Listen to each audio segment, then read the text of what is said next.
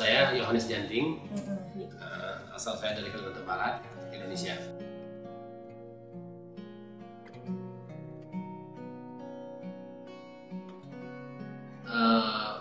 Waktu saya sakit itu memang mual-mual ya, muntah-muntah, tidak mau makan. Wow, semua makanan tidak ada yang cocok. Dari asal tendara, semua dokter itu mengatakan kamu sakit ginjal. Kalau saya tidur dia pasti tidak tidur juga. Biasanya didampingi ibu duduk sama-sama dulu. Di apa? Kalau kita di sana tuh diadukan belakang urut dulu. Nah, kebetulan dia perawat ginjal juga. Jadi dia tahu apa gejala yang saya hadapi, kesulitan apa yang saya hadapi, dia paham. Bukan takut, jadi seolah-olah kita mati dalam hidup sebenarnya. Jadi saya tidak begitu dokter bilang kamu sakit ginjal dan kamu harus cuci darah. Nah, tapi saya penasaran betapa parah sakit ginjal saya itu tidak bisa dijawab oleh dokter.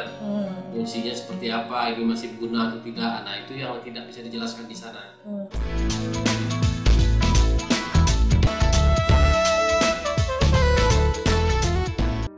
Minum obat itu sama cuci darah.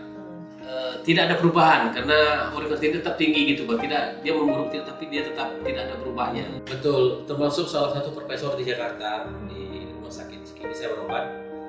Tidak ada jalan lain sakit ginjal, hanya cuci darah. Saya sedih waktu itu karena dia memvonis saya kan. Tidak ada, kamu tuh usah mikir lain kecuali kamu cangkok ginjal. Cangkok ginjal juga sangat mungkin gitu kan. Dia selalu mengingatkan saya, ini bukan akhir dari segala-galanya. Cuci darah itu bukan kita harus sedih, tapi ini hanya untuk kebersihan, untuk kesehatan. Tapi saya nggak bisa nerima karena pandangan orang terima udah cuci darah itu kan, udahlah saya dong itu sakit ginjal, cuci darah lagi. Jadi pandangan sinis orang itu juga menghukum saya dalam hidup sebenarnya. Jadi orang menjas kita, tuh lihat saya dong cuci darah, lihat dia sakit ginjal. Bukan orang datang besok kita tuh bukan menguatkan kita menghadapi penyakit ya, tapi buat beban gitu. Saya tuh sampai tidak mau komunikasi dengan orang ke rumah sakit, saya tidak mau terima tamu. Lebih dari putus asa. Jadi begitu tahu cuci darah itu, saya sudah tak berdaya lagi, rasa aduh ini akhir dari semua kehidupan saya lah. Jadi saya merasa tak berguna, mikirkan anak-anak lah. Saya melihat istri saya, mikirkan anak, jadi air mata saya jatuh. Dia wanita yang tegar ya, beda dengan saya. Kalau saya ingat saya menangis, kasih sedih. Benar-benar sakit ginjal itu membuat saya tuh kehilangan harapan untuk hidup sebenarnya gitu. Jadi saya merasa tidak berguna.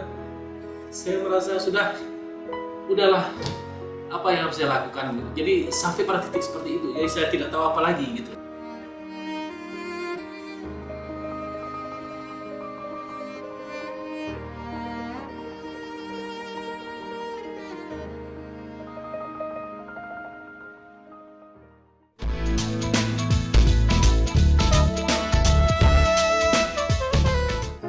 Kalau buat Timsel kita selalu baca di internet ya, karena kebetulan ibu rajin, saya juga rajin buka. Kalau kosong begini kita buka internet terus tentang ginjal ya, berbagai metodologi pengobatan. Nah, baru karena kita sudah mencoba ke Kucing, kita sudah ke Indonesia tuh hampir semua dokter yang terkenal kita datangi.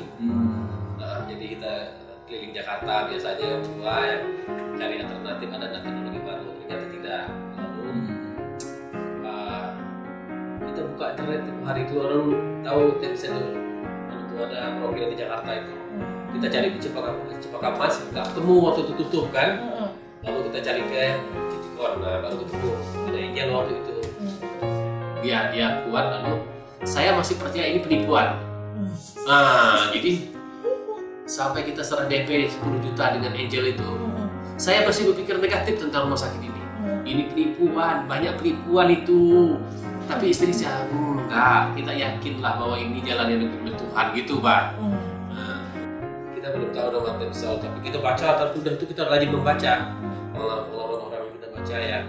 Jadi sangat minim pengetahuan kita di Indonesia tentang Timsel.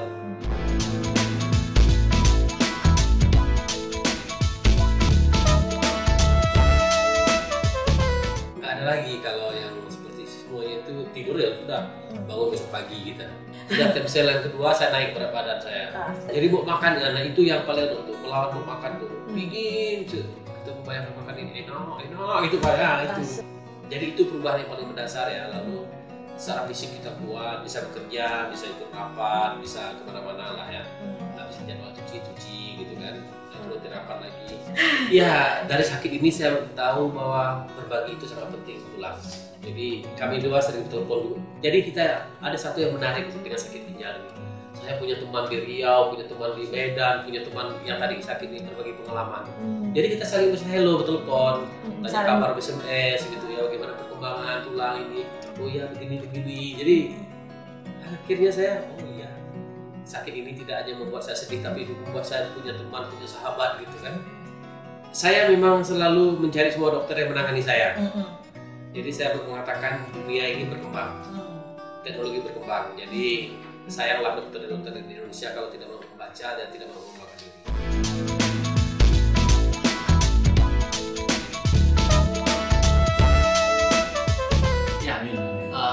Setelah saya berobat di sini, saya menemukan sebuah harapan baru tentang hidup. Saya bisa membangun diri saya ingin menjalankan cita-cita saya bersama anak-anak dan keluarga. Jadi itu yang membuat saya senang. Saya senang dengan Profesor Wang karena dia bisa mampu menjelaskan dengan saya dengan baik.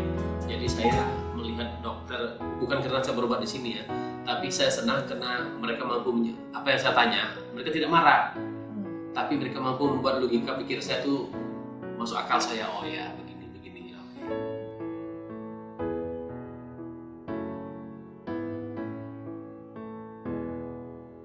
Jadi teknologi ini sangat bagus, terus sudah saya merasakan ya. Jadi sekarang saya sangat mempromosikan dan saya di mana-mana. Jadi jangan pernah putus asa tentang penyakit. Masih banyak teknologi baru tentang kesehatan. Saya mau mengatakan dengan teman-teman putra ginjal ya, satu kata kunci, jangan pernah berputus asa.